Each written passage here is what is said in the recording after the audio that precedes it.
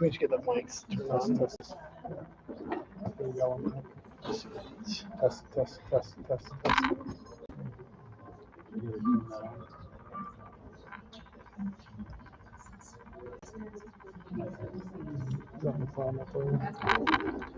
It's just, are we able to turn this on?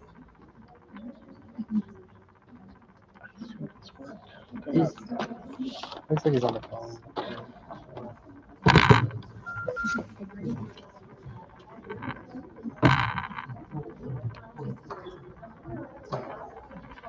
Sorry. Hey, Matthew, can you hear me? We just need the mic turned on.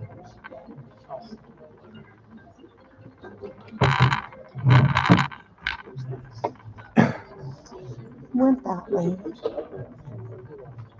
He was on the phone. Should I show him Matthew? Yep. Hey, Matthew. Are we able to get the mics turned on? We're ready to go. You guys, we're asking if everyone will sit down in this area, in this section, wherever you want in this section.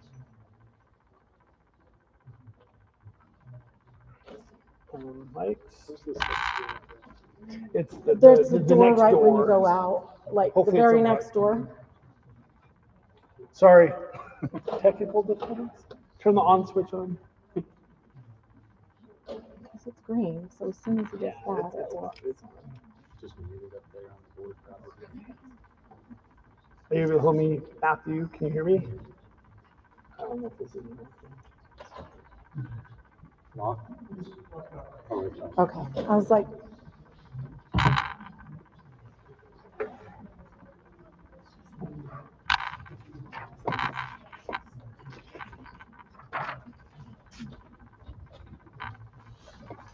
testing. Okay, welcome everyone. Thank you for coming to this.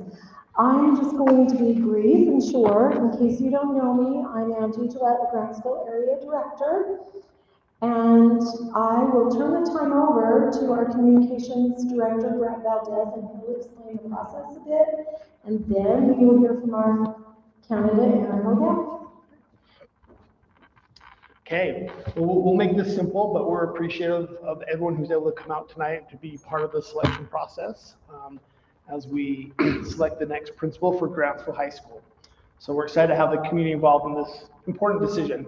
So we've had nearly 50 questions that were submitted from the community, which we have consolidated into about 6 key questions that we'll ask each of our candidates tonight. Some of the questions are presented exactly as they were submitted. Others were compiled from similar questions into one. Each candidate will have 15 minutes to respond to these questions. We'll give them occasional updates as far as how much time is left and make sure we give them a 30-second warning before their time is over. During each candidate's time on stage, we will have up here on the screen, you'll have a QR code along with a short link that you can use to provide feedback. There's also the bio is on there for each candidate. And you can provide that feedback that will be used as part of the selection process. We'll show those links again at the end. For those, if you want to wait till the end, we'll put both links back up at the end. And then we'll leave it open for about 15 minutes after we're done. So you guys can use those, access those links for a short time when we're done. Please note that we're not going to have any questions directly from the audience tonight. We'll just ask directly from those the ones that have been submitted. And for those who are unable to attend, we do have on our Facebook page the live stream that for those who want to watch it through our YouTube channel, the district. So as you leave, we've also asked, as we have the scholarship and awards nights coming on, they've asked if we leave through the doors on that side. So when you're done, and if those who are here sticking around for that event as well, you can stick here. But they did ask if we just have people leave on the west doors. So with that, we'll welcome our first candidate and turn it over to you. Oh, man. Okay, thanks for being here. First and foremost, it's warm here. Take off my jacket. We good?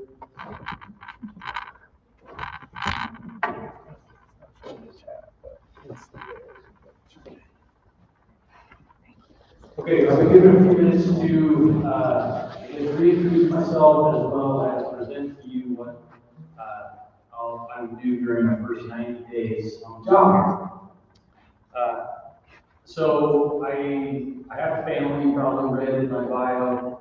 The last paragraph talks about who I am and kind of what we do here. I've got two daughters who graduated from Grantsville High School. I have a son who's currently a junior, a daughter who's an incoming freshman next year, and two juniors. On a personal note, I like adventure, which is probably why I put this position up in the first place. Learned a lot about life through things like rock climbing. I'm a certificated pilot, and I ventured to a company of Spartan races. Super fun. Try to keep it real. On to what we're here for.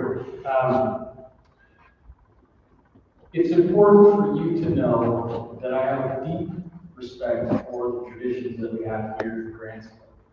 I've been lucky enough to participate in some of those traditions. My kids have participated in them. And so I believe in the things that make us a community.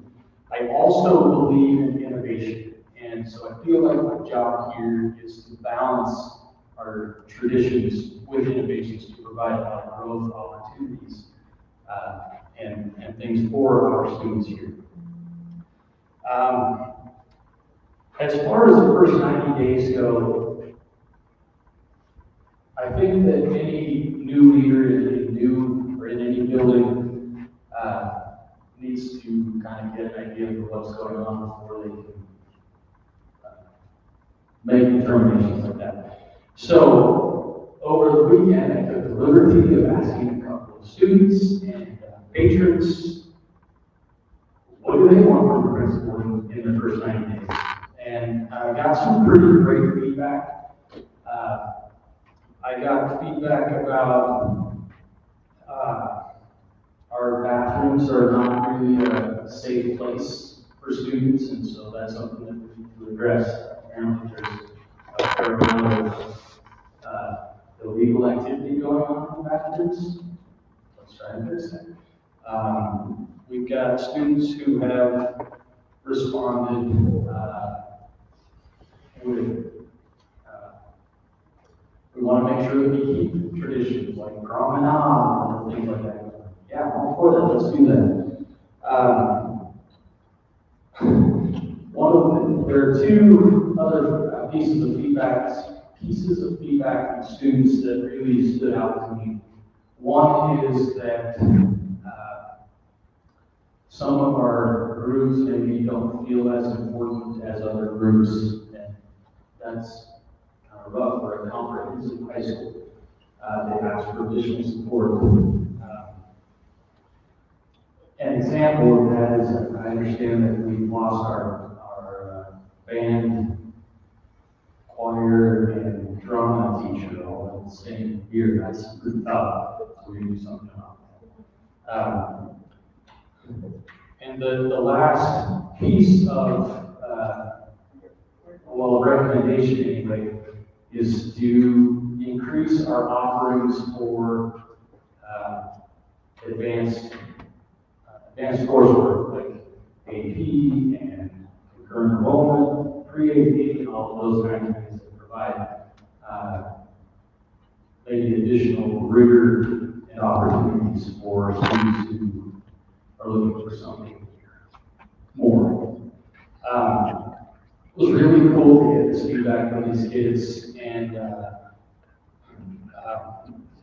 anyway, I'm excited about seeing more of that and working with it. I also got some feedback from a couple of patrons, and let me just read you a couple of notes here. One is, in your first 90 days, could you develop relationships and connections with faculty and students? Could you develop a 1- and 5-year plan for academic and extracurricular growth? And could you demonstrate commitment to advocate for our school facilities and programs within the district? Yes, those are great suggestions. Another parent submitted that they would like to see coordination with school counselors to create individual academic academic plan for each student, including a counselor visit. That seems like a pretty good idea, right? Let's make sure we're doing that. And then again, gather feedback from teachers on how to support their teaching efforts. So, after listening to all of that feedback and suggestions, my list consists of 4 items. One is start down and get to know people. And so I did, started. 2 is to understand school and program needs. So I think that's going to come through various feedback channels, lots of conversations, maybe emails, lots of different ways to gather that information to understand what is everybody needing. Then, my 3rd point is to prioritize those identified needs and create a 1-year, 5-year strategic plan, basically, to address those needs and then start to create a rolling calendar that we can have that we can follow to create greatness, additional greatness here at Grantsville High School. My 4th point is something that has to be done all along the way, and that's communicate. It's going to be a huge thing for me. I think it's really great. One of my favorite things is receiving an email each week that outlines, hey, this is what's happening in Grantsville High School this week, right? Let's keep that going. Let's not stop things that aren't going well. Let's continue to post calendars and events and things like that on social media. Let's continue to post news on the website. Let's maybe do just like this and have, I don't remember the word for this, open forum, right? Where you can get community feedback. All of those kinds of things kind of fall under that communicate point there. So that's my first 90 days. I think by the end of 90 days, I'll have a pretty solid 1-year plan, and I'll have maybe a great outline for a 5-year plan and work as a rolling plan moving forward. That's my first 90 days. Perfect. I think it's working. It's not working for me. Sorry for technical difficulties. There we go. Okay. So yeah, thank you. We will now move to the questions. Like I said, there are 6 questions, and we will give you 15 minutes. However far we get into them, we'll go for 15 minutes. We'll give you some updates along the way. But the first one is regarding community tradition. So there's a lot of tradition and passion at GHS, which is positive while also providing some challenges. How will you balance maintaining decades of tradition at GHS while inspiring parents and students to embrace positive change? That's a solid question. So my family lived here for 15 years, and we've watched a lot of tradition happen. When we first arrived, if you're new to Grantsville, like within the last, generation, you may have noticed that things are a little different here, and that's great. You may have noticed that we're really protective of things that are meaningful. I don't mean to get emotional, but it is emotional. We picked to live here because of tradition. We didn't know anybody when we got here. And we feel like we've been adopted in.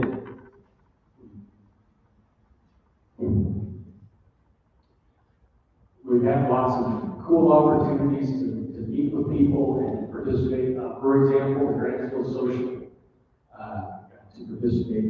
My wife and I got to participate in one of the committees this year, and we helped out with organizing and serving the previous 2 years. Through that, I got to know a lot of people and made some connections that were great. Now, having been through that process, I think there are some things that we can update to help everybody who's living in Grantsville feel welcome. understand the traditions that we have. So we'll address those as they come up, but I think communication is going to be the key here. Great. The second one is regarding school culture and environment. How do you plan to foster positive and inclusive school culture that promotes trust, unity, and student safety, ensuring that all families feel confident and supported within the school community? I'm going to start off by saying that I recognize that I'm one guy, and I know that I'm not going to be able to please everybody. In fact, I would bet that as we go about this, probably going to irritate some people, but I'm ready for that. As far as school culture goes, at the core of my being is student success and student belonging. I'm going to get as goofy as I can with our kids and still be professional, but some of that's going to be a little bit, it's kind of fun. Right? I want kids to know that I'm a real person. And I'm going to get down and play with them. I'm probably going to pop into PE classes and play whatever game that PE class is playing. I probably go to an art class and draw and paint alongside students so that they know that I'm a real person.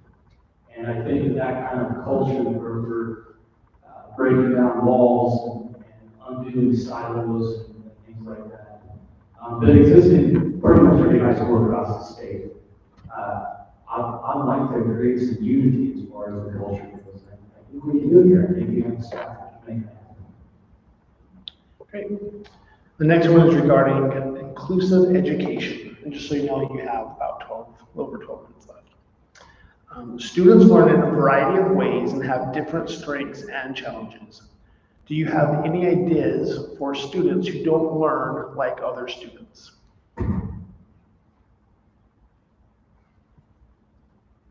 This has kind of been a story of my life, and I'd like to go back to my own background. Sometimes I joke that my career in public education is a bit of penance for how I was as a student, particularly in high school.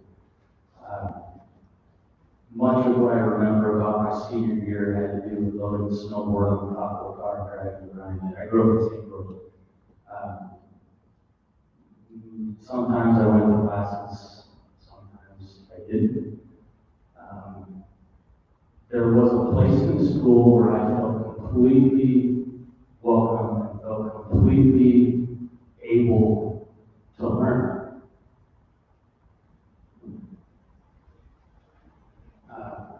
And so I resonate with this question.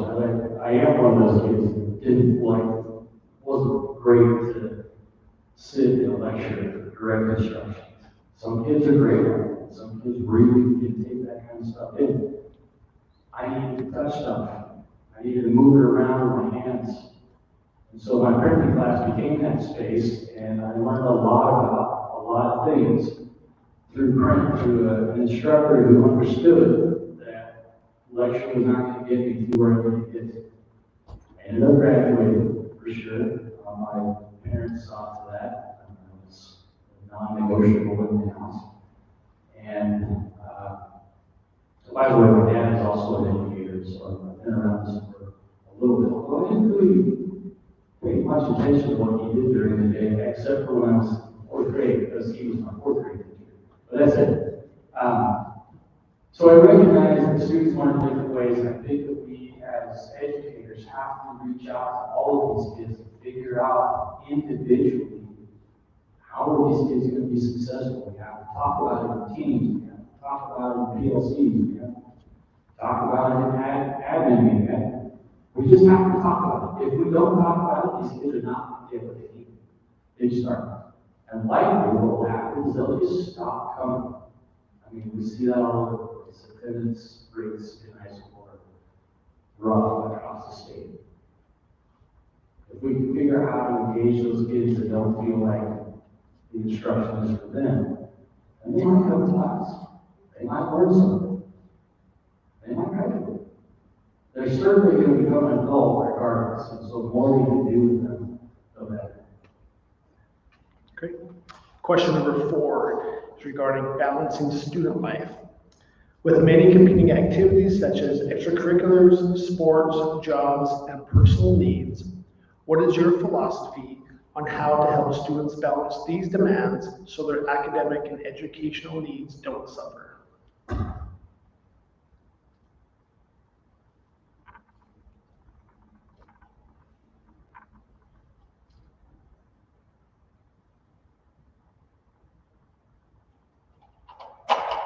My core, again, I'm a relationships guy.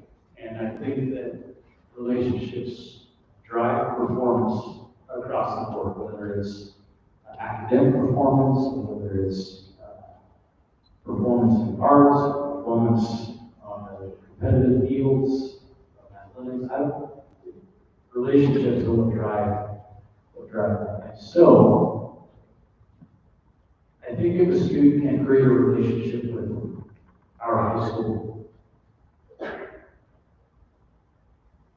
then the rest will actually start to follow. I know there's a balance there. I know that some kids would just prefer to come and play their sports and go home. Some kids would just come here and prefer to be on stage and go home. Some kids would prefer to draw another easel and then go home. Whatever it is, we have to harness that as a starting point, help them feel the connection to the school, and that's done through the people here. That's done through the administration setting the standard of how we interact with students. That's done through teachers mostly, because you're the ones who the students are interacting with all day. And so I think if we can create that connection between the student and the school, then their performance will thrive. Now, I also recognize that when it comes to participation in things, we'll take athletics or activities, the UHS participation quizzes. Those kids are called student athletes. They're not athletic students, they're student athletes. They're students first, and that's the priority for sure. We can get them to participate and learn to organize their time and use their time wisely. We don't want them to get it right the first time. But maybe by the time they graduate, they'll figure out how to balance their time and efforts in their passion with things that just have to be done. That's great. You have about 5.5 minutes, and we have 2 more questions. So this next one talks about facility improvements. So understanding that building improvements ultimately are determined by operations and the Board of Education, what improvements would you recommend for the school facilities to accommodate a fast-growing community to benefit both current and future students? I pour myself with gasoline and let myself on fire with my responses, so I apologize in advance. When I drove into the parking lot this afternoon, I couldn't help but notice the number of outlet things that we have here. I'm not sure, I've never been inside one of those at this facility, but it can't be like sitting in a classroom inside of air conditioned building. I don't know, maybe they're but they're certainly disconnected. And if we can figure out a way to either ease the total burden of student population here at this school by, I don't know, maybe balancing boundary studies, different things like that, maybe that's a possible answer. That's the part where I don't want to light myself on fire, because we love Grantsville. There needs to be room for all of us here. But I think if we can figure that part out about facilities, and then advocate for creating room and space for people so they can feel welcome, feel engaged, feel like they're part of the school, then I think we're doing that part right. I think that every square foot of this facility matters. And I know that there are parts and pieces of this place that need some help, for sure. I also recognize that we've, as a district, we wanted and we built a brand new high school that costs a lot of money, brand new, I think elementary and junior high will go through schools or started in the last few years. The elementary was. Previous. Previous. Okay. Anyway, we have a new school, which means there was a lot of resources put into those buildings, and potentially a building like this has been around for a bit, maybe doesn't get quite the attention that it should. I'm going to advocate to make sure that this is going to be the best place for our kids, for sure. There you go. Just 2.5 minutes. And this last one is about encouraging positive behavior. How will you inspire positive behavior and communication with staff, students, and parents? I think the parts we have some legitimate control over how our staff and our students behave. How our parents behave, we don't really have any control over that here. However, I think if we establish expectations from the get-go and hold people accountable to those expectations, then I think that things will go the way we need them to go. I think that and that will come through building relationships. I'm going to say that over and over and over again, probably until my career is over, but I really think it's that important. I did a research study when I was still in the classroom and discovered through some published articles that this is probably going to be no brainer to everybody, but I read it. And that is that students who feel a connection to their teacher outperform those who don't. It's kind of like a dog, right? But it's published. It's real. And I watched it happen. It's my own tests on it, and it's real. So I think encouraging positive behaviors is really going to take engaging with kids. I'm going to have to get down dirty with these kids, like playing sports with them, or drawing, as I mentioned, or whatever it is, being in the hallways and not sitting in my office. That's actually the last place I want to be. I know that there's work that has to be done there, and I'm spending time there, but I'd rather not be in there when students and teachers are in the building. Great, well, thank you. So that was the final question, so we appreciate your time. And just a reminder for those who, I know a couple came in a little later, but you can use that QR code, that short link, and that has the bio, but also you can leave some feedback for that. And then after the next one, we'll also put both of them back up there as well. So you can kind of take some feedback. But thank you, Mr. Aaron Goodell, Goodell, I said Goodell, I'm sorry. Aaron Goodell. So we appreciate that. So thank you very much. Thank you. Thank you.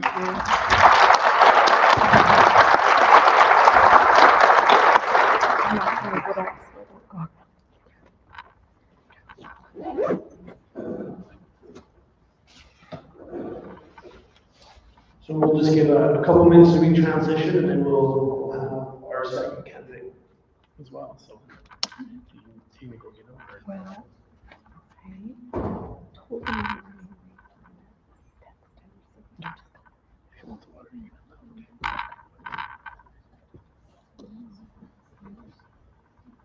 So the most we've had on there was about, I think it was an 18 is what I counted the most. But Kind of counted 41 here. I've got 4. But I'm not sure if I got my water. Change it there, so.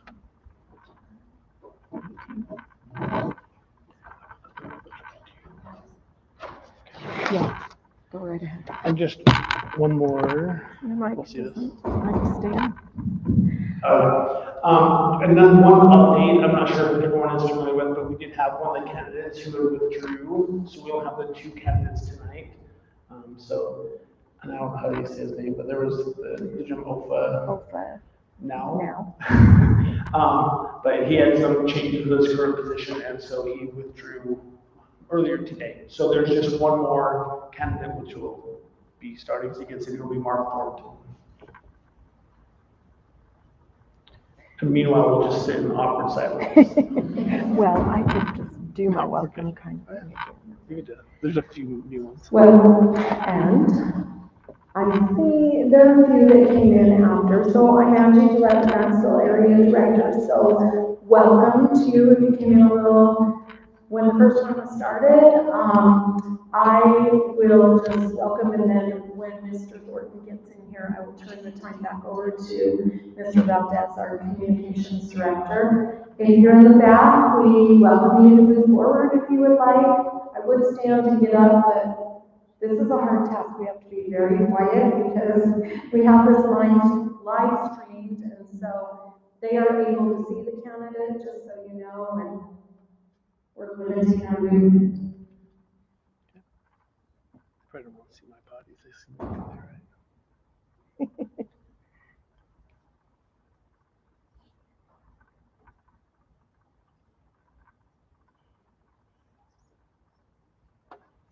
Make a dramatic entrance.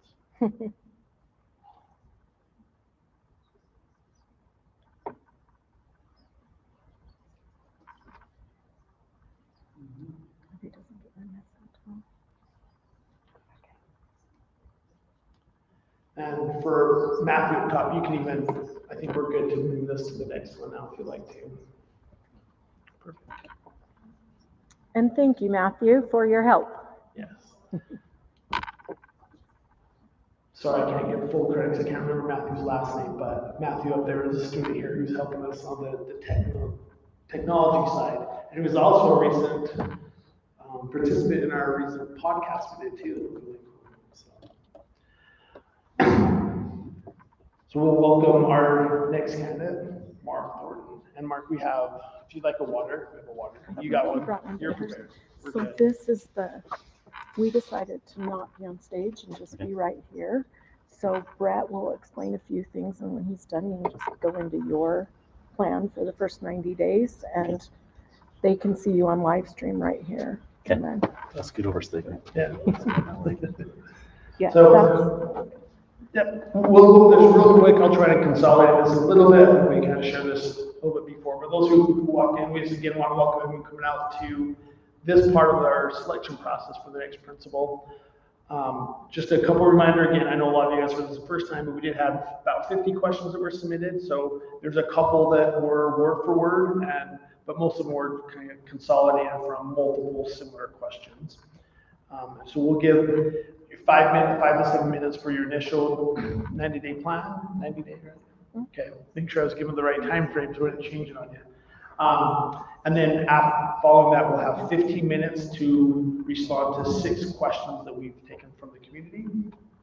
And again, just a reminder, we'll have the information on there. So if you want to check the bio for anyone, you can use that QR code or that link, and we will turn both of them back up when we're done with this one so that you can provide any feedback that you want to. Not necessary, but you're welcome to if you'd like to.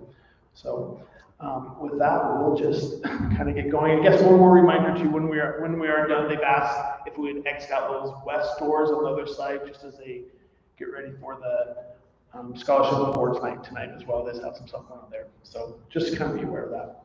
So with that, we'll turn it over to you, and you can do your intro and your 90-day plan. First of all, thank you guys all for coming out. I know this is a big thing in the community in Grantsville and small communities, the high school's main part of the community. So I appreciate you guys coming out and listening to me. And I appreciate the questions you guys submitted. Hopefully, we'll have some good ones. I'll have some good answers for you. First of all, I think most of you probably know who I am, but I'm Mark Thornton. I've been here at the high school for the last 7 years as an assistant principal. Before that, I taught for 11 years, taught multiple different subjects. Coached baseball, coached basketball, and I coached golf, as well as being involved in the extracurricular activities. And I think that's a huge part of the high school environment, with all the extracurricular activities, not just sports, but all of them. I have 5 kids. One of them is graduating here at Grantsville High School already, is going to school at UVU. I have another one that's a senior this year, and then a junior this year. I have one that is in 5th grade at 20 Wells Elementary School. And one is in 2nd grade at 20 Wells Elementary School. And so, school is a huge part of our life. We're always at all the activities here at the high school. And I wasn't born in Grantsville, but I am a true cowboy here. I enjoy being in Grantsville. As the 90-day kind of what I can envision happening the first 90 days, once if I am in this position the first 90 days, I'm obviously going to need to know a little bit more from our teachers here. I've been here 7 years and I have a pretty good pulse of what's going on.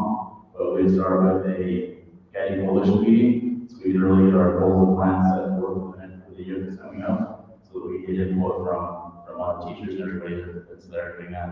As we get that input from guiding coalition, there are a couple things that I do want to continue on. We've been working on. We started some professional development this year with differentiation with our teachers. And I think that's something that we need to continue on is differentiation, because everybody learns different, everybody gets different opportunities and how things are presented and how they present their assignments and things in class. And I think different learning modalities are served by using differentiation in the classroom. And then another thing that I'd like to start working a little bit on is for our professional development for teachers is engagement strategies. So ways that we really get engaged in what's going on in the classroom. And if we lift that engagement in the classroom, then we can also lift their rigor in the classroom, and we can raise that into Grantsville High School. So in that first 90 days, I'll also be meeting with student government, all of our student government kids, and having them help us with the culture that we need to build here in high school. Because there are some things that we can do a little bit better, there are things that we do well, but there's some things we do a little bit better, and I need to have the buy-in from the student government. So, and that's just kind of my first 90 days. Okay. We will wait till the mic to work. There we go. So we'll move into the question portion. The first one talks about community tradition. So there is a lot of tradition and passion at GHS, which is positive while also providing some challenges. How will you balance maintaining decades of tradition at GHS while inspiring parents and students to embrace positive changes? So yeah, I think one of the great things about Grantsville, about small communities, is the traditions that are here present in the community and in the high school. One of the things that I think I would do to help embrace new traditions, new things that are going on, is like I talked about before, student government. They get in and work with those student leaders. Those student leaders are the ones that are going to help within your school, with the students, of not only buying into some of the traditions that are good that we can currently have, but building new traditions that we can continue to have for years to come, that we can be proud of, that fits our community, that fits the values and core guiding principles that we have as a small town. And so I think that the student government is a huge part of that, because we can get their input, their feedback, also guiding coalition, like I talked about before, is it also one that we can help with ushering in new traditions. But I think that those traditions that we have here at the school, they are important. They're huge things to the community, and they're tradition for a reason. They've been around for a long time because the majority of the people enjoy it. There are some things that we can adjust and change to make it better, so that more people are involved. But again, that's where student government can really come in and help us with those building new traditions with our kids. Great. The second question talks about school culture and environment. How do you plan to foster a positive and inclusive school culture that promotes trust, unity, and student safety, ensuring that all families feel confident and supported within the school community? Okay, so to be included in an inclusive environment here at the school, and it kind of all starts at what I support, right? So what I support, other people are going to see me supporting it, and I'm going to be there supporting every unit of it. We go to the sporting events, we go to the theater, cemetery, the band, the choir concerts, and just being a part of the community, being a part of everything, being here and involved, either supporting it, promote it within our buildings for our kids, push it out to our kids out there through the announcements, the TVs around the building. And again, it goes back to asking the student government, because just really going in and getting the student government, making sure they understand the expectations within them, and having them also help push those expectations out among their friends, among the students in the school, so that we can have a more inclusive environment here. Because I mean, it is something that every place can always work on, and that's something that there's something out there for everybody.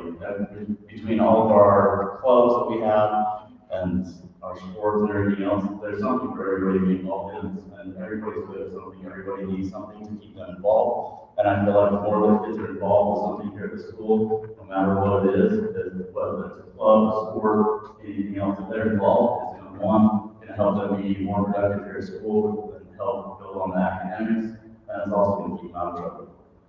So, I mean, that's the biggest thing is being involved is gonna help you with that. Question number 3 is about inclusive education. Students learn in a variety of ways and have different strengths and challenges. Do you have any ideas for students who don't learn like other students? Hey, and I go back to the differentiation like I talked about. We started working a little bit on this year, but I want to continue the next year. If we're having a differentiation in our classrooms, then there's lots of different modalities for kids to learn their auditory, their kinesthetic, their visual. There's lots of different ways for them to learn. There's lots of different ways for them to show that learning as well. So with some of the differentiation, there's also student choice and voice in how they present what they learn and what assignments they choose to do, whether it's like a poster or something different to show their learning. And so differentiation that we already started working on and that we're going to work on is one way to help with all the students in learn different ways. And then that's the great thing about all the different things we offer here as well, because we do offer a lot of hands-on type courses that they can take. So like we got our welding in your woods and things like that, they're hands-on. But everybody, like I said, they got something that they're good at, something they like, and we just need to find what those are and build on them. And the more that we can add that into all the classrooms, the better off we are for all of our kids. Sounds good. Question number 4, and you have just under 10 minutes left. Question number 4, balancing student life. With many competing activities such as extracurricular sports, jobs, and personal needs, what is your philosophy on how to help students balance these demands so their academic and educational needs don't suffer? Yeah, and I really like this question because it's something that fits exactly in with my family. I don't know how many of you know my family real well. I mean, my son, he plays football and basketball. He's part of GHS and other groups. My daughter is on cheer, tennis, basketball, softball. She's on Hope Squad, and she's going to be is now in student government as well. So those are things that they take a lot of time, it's a lot of demands on these kids, and the academics is the most important. So one thing that we have started doing this year, and I continue to do, is we push starting practice times back. So school gets out at 2:40, practice is supposed to start till like 3:15, 3:30. And so it gives those kids those extra bit of time after school. They can go to the teachers, they can get help from their teachers. The kids that are gone a lot of activities, it gives them opportunities to go in and get some tutoring, get a little bit of extra help, take some tests if they were gone. And really, I mean, that's one thing that we push is the academics. And so it is a difficult balancing act because the later you push practices back, now the later the kid gets home, and it takes a little bit of that time away as well. But if we can offer a little bit of time in between school and practices, so they go in and get that help, and then really just having conversations with our advisors, our coaches about, well, you guys know how much these kids are involved in things, you know how much they're pushing, you know the pressures that they're dealing with. When there's days where we can get in and get what we need done in an hour and a half, an hour instead of the 2-hour, 3-hour practices, that's what we need to do. And as a coach, I knew that I lost kids after 2 hours. And so when they came in, we worked extremely hard for 2 hours, and 2 hours was up, I sent them home. But once you get after 2 hours, you're losing it anyway, so they're better off having that opportunity to get home and have more time around family, more time working on homework and things that way, because like I said, academics is important. It's good to have a well-rounded education and those extracurriculars add to that, but academics is what I'm here. Great. Question number 5 is regarding facility improvements. Understanding that building improvements ultimately are determined by operations and the Board of Education, what improvements would you recommend for the school facilities to accommodate a fast-growing community to benefit both current and future students? So some of the facilities this is an old building, and there's some things that need to be worked on, and we have to try and make a few improvements, but there's some issues in the small gym that need to be addressed. We also, the biggest thing right now is space. As you guys know, we've got 8 portables outside.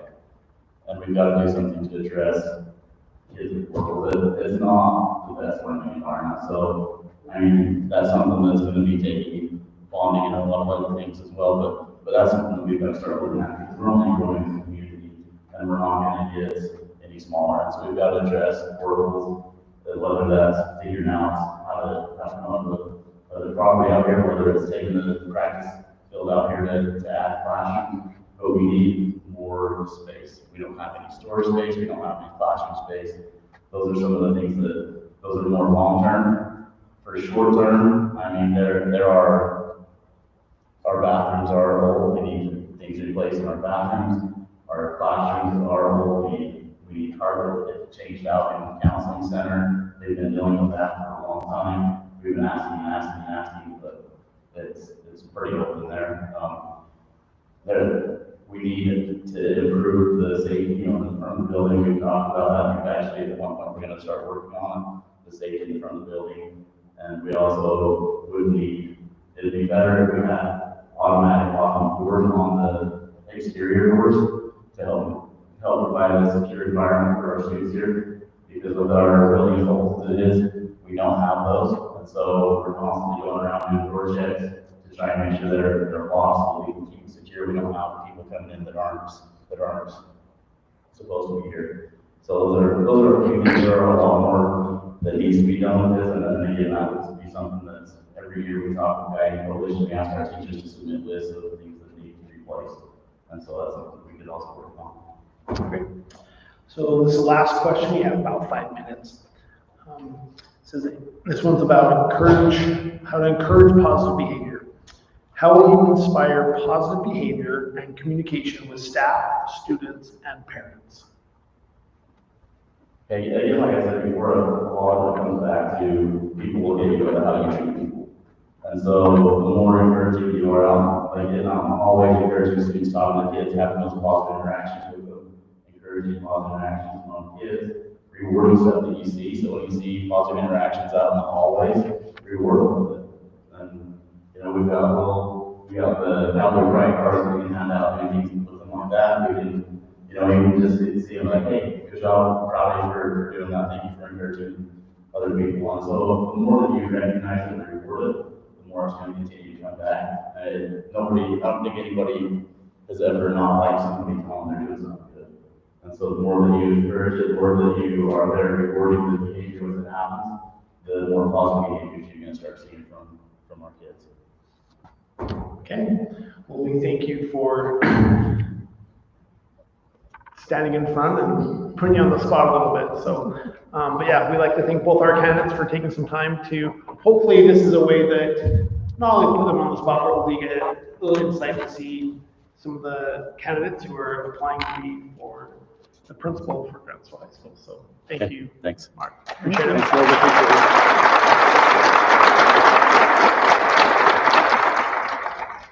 And so now we can have the next slide where it has both of them there. So if you'd like to go back and forth, you can have both of those there. You're welcome to provide any feedback or any input you have with that.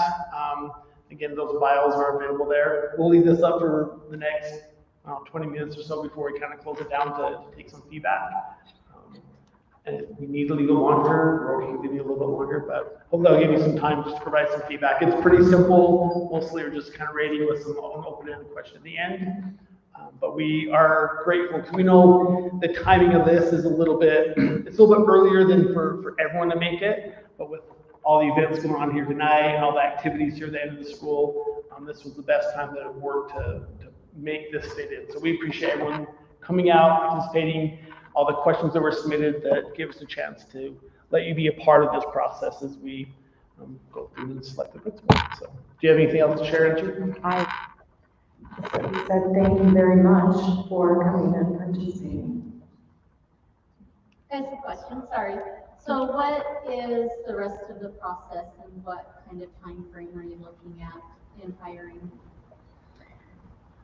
So I don't really have a total time frame that I can share right now, but we will continue with our hiring process. So we did 2 interviews today with the committee, and then this community presentation and feedback, and we will look at everything and then make our decisions from there. So I don't have a definite timeline for you, I'm sorry. Any other questions we can help answer real quick right here? So just to clarify something you said earlier, about are these the only two candidates, or are there other candidates? These are the only two. We have the one that went through today. Were there others earlier? Would you ask for others? No, you're right. Okay. Any others? Question back there? No, take a picture up there. That's good. Okay. Yeah, I think you can talk on that. I was going to say, yeah, thanks again for coming. Again, just a reminder, we're early enough. I don't think we're conflicting a lot out there in the hallway, but they did ask us about this way, but I think we're okay if we need to exit out the other way as well. But yeah, thank you for joining us tonight. We appreciate it.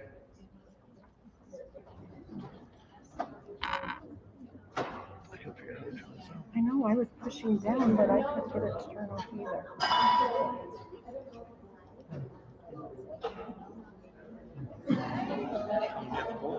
Matthew, you could turn us off. We can't figure out how. Yeah. But I can't turn it off. But I couldn't get my thing to work to provide feedback, and so can I just? sure. In fact, I mean, see if it works on that one. See, it's just wanting me to sign in. I'm thinking it's because my correct screen. It just keeps on circling. So I mean, you can How always, long you can. will it? We usually, just so we can share some of the results with the committee and stuff, like we usually just kind of wait here for like another 15 minutes or so we can go through. But like, if you want to enter that in, have you tried that I part? tried it and it That wouldn't work. through. If I were to go home, like, could you keep it up for like 35 minutes or something? So- or no? Try and go as much as you can. We'll try and leave it open. Okay. So I have other commitments I have to go to, so they don't want us to leave it open all night long. But if you really try and do that, and I'll just try to do it on my computer. It's not working. yeah, I get it. Apologize about it. We'll see if I can have somebody else turn that off for us a little later. Because the part of it is, I mean, we want people's feedback. We also don't want to leave it out there forever. And what we've had before, we did this at another school, like people would send it like on some of the community groups and Facebook groups, and then they're like asking lots. So that's the thing, just so we kind of, but the thing is, we kind of have a rough idea. I mean, it's not based 100% on what people give feedback on, but you know, the committee and the superintendent definitely value that input, and we'll definitely read through those as well. So, but yeah, so we can try and leave it open for a little bit. Okay, thank you. You don't need to worry about getting a ticket. I'll see what we can do for like the next half hour plus. So, hey, how are you? Hi, good, how I didn't know who it was until I looked over. Yeah. How's it going? Good. Life all good? Yeah, Nice and busy? sure.